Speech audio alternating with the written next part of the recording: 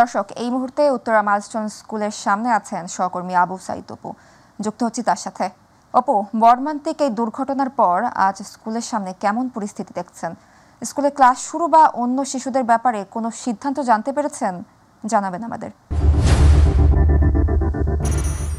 সাবরিনা, আপনাকে ধন্যবাদ। আপনার মাধ্যমে আসলে দর্শকদেরকে জানাতে হয় যে এটি শোকসন্তপ্ত আসলে পরিবেশের মধ্যে সব বিরাজ করছে গত কয়েকদিন ধরে। আজকে ৭ম দিনের মতো মাইলস্টোন যে স্কুল অ্যান্ড কলেজ রয়েছে সেই কলেজে এসে আমরা দেখতে পেরেছি যেখানকে বিমান বাহিনীর একটি বিশেষ দল আসলে যে প্রশিক্ষণ বিমানটি বিধ্বস্ত হয়েছিল সেই বিধ্বস্তের যে অংশবিশেষ বা কী কারণে হলো সেই বিষয়টি অনুসন্ধানের জন্য আপনারা দেখতেই পাচ্ছেন যে আমরা যদি দেখাতে চাই তাপস চন্দ্র দাসের ক্যামেরায়, তাহলে দেখতে পারবেন যে এখানে কিন্তু বিমান বাহিনীর একটি বিশেষ টিম কিন্তু তারা কাজ করছেন এবং বেশ কিছু আলামত তারা সংগ্রহের চেষ্টা করছেন। আমরা যদি একটু নিচের একদম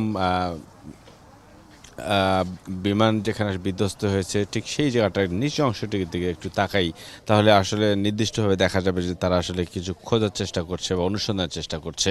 এবং এখান থেকে আসলে একটা বিষয় মানে সবাই শিখে নিতে চাচ্ছে যে উড্ডয়নের পাশে এই ধরনের বিমানবন্দরের পাশে এই ধরনের একটি প্রতিষ্ঠান কী করে অনুমোদন পেল এবং বিগত দিনে তা আসলে সংশ্লিষ্ট কর্তৃপক্ষরা তাদেরকে কীভাবে বিধিনিষেধ দিয়েছিল সেই বিষয়গুলো নিয়ে কিন্তু একটি তদন্ত কমিটি গঠন হয়েছে। আর স্কুল প্রতিষ্ঠানের পক্ষ থেকে নিখোঁজ হওয়া বা হতাহতের ঘটনায় যে তদন্ত কমিটি গঠন করা হয়েছে এবং তাদের যে নাম লিপিবদ্ধ করার বিষয়টি রয়েছে সেটি নিয়েও কিন্তু আসলে কাজ চলমান রয়েছে। আরেকটি বিষয় আপনাকে জানিয়ে রাখি যে পাশেই কিন্তু যারা স্কুলে যারা পড়াশোনা করেন তারা কিন্তু তাদের কারো কাউন্সিলিং নেওয়া হচ্ছে এবং কারো কিছু যে মানে পরীক্ষার বিষয়টি সিদ্ধান্ত নেওয়া হচ্ছে। তবে কলেজের ক্ষেত্রে যে পূর্ণাঙ্গ যে মানে প্রতিষ্ঠান যে একাডেমিক যে মানে কার্যক্রম সেই কার্যক্রমটি আসলে কীভাবে চালু করবে সেই বিষয়টি নিয়ে কিন্তু আসলে আগামী 2-1 দিনের মধ্যে তারা সিদ্ধান্তে বসবেন এবং সিদ্ধান্তে বসার পরে অভিভাবকদের সাথে কথা বলবেন এবং যারা হতাহত হয়েছেন তাদের সঙ্গে তারা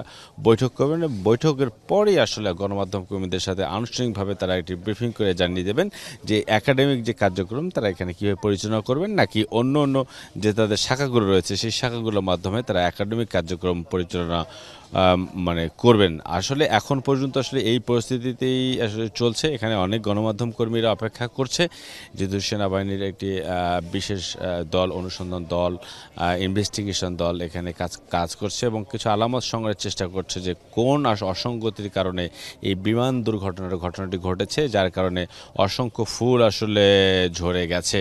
তো আসলে সব কিছু মিলিয়ে বলতে গেলে মানে এটাই বলতে হয় যে মাইলস্টোন স্কুল অ্যান্ড কলেজের যে মানে প্রেক্ষাপট ছিল সেই প্রেক্ষাপট থেকে ঘুরে দাঁড়ানোর চেষ্টা আসলে সবারই আছে এবং সবাই নিরন্তর চেষ্টা করছেন।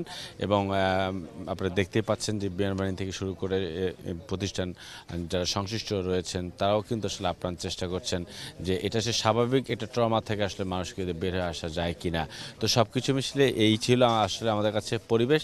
এখন সংশ্লিষ্ট কর্তৃপক্ষ যারা স্কুল কর্তৃপক্ষ রয়েছেন বা প্রতিষ্ঠানের কর্তৃপক্ষ রয়েছেন তারা গণমাধ্যম কর্মীর সাথে কথা বললে আসলে আমরা পরবর্তী সংবাদে যুক্ত হয়ে জানাতে পারবো যে আসলে কি পদক্ষেপ নেওয়া হয়েছে। তো এটাই ছিল আমার কাছে মাইলস্টোন স্কুল অ্যান্ড কলেজ থেকে সর্বশেষ খবর। অপু, আপনাকে ধন্যবাদ। মাইলস্টোন স্কুল থেকে সরাসরি যুক্ত ছিলেন আমাদের সহকর্মী অপু।